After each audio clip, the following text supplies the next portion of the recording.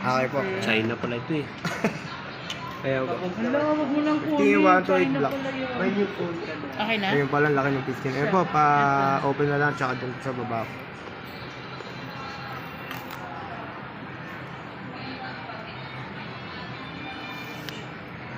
Check na lang po. Zoom yan, no? Mag-break ka dyan lang. Ayan. Yung kahit nasa kabilang building ka, makikita. Naku, makikita mo na si Kuya Angel kahit malayo man Basta sa'yo. yung force ang pinaka-importante sa amin. Kung anong ginagawa ni Angelo. Ay, mag-hello na siya sa'yo. Ay, hello. Ito kuya, para saan ito? Ayan po, mga stickers lang po yan, tsaka konting details lang. Mga Tsaka yung pangtanggal ng SIM. Check nyo po kung may mga scratches, dents, or damage.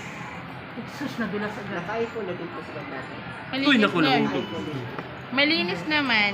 Check nyo sa likod po kung may mga Malinis scratches. din.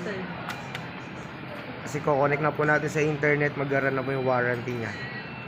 Kaya, I-open okay ka. naman po. Double check lang natin. No?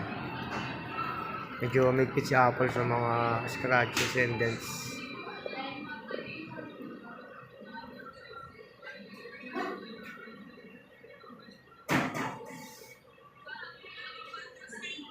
Open nyo. So kuya, ibig sabihin face password lang talaga siya. Wala siyang number. Or Number. Alam ko, Fingerprint. number meron. Hello. Kala ko pinawin ka ng servo eh. Kala ko ano eh, kita ka sa bahay ni Kuya. Oo. Hindi ah. Ayaw mo gino. Saan naman ko kunya ha?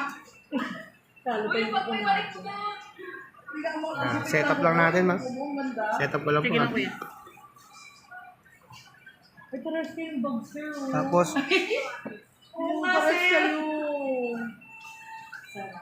Be, yung kapareho niyang isa na gulpi niya, plus, i-ano mo na yan. tago mo na. Ayaw niya na may kagaya.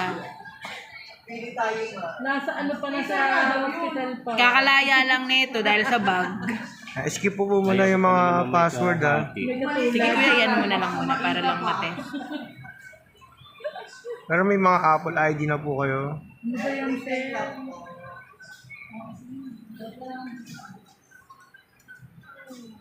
Wala ka tao internet.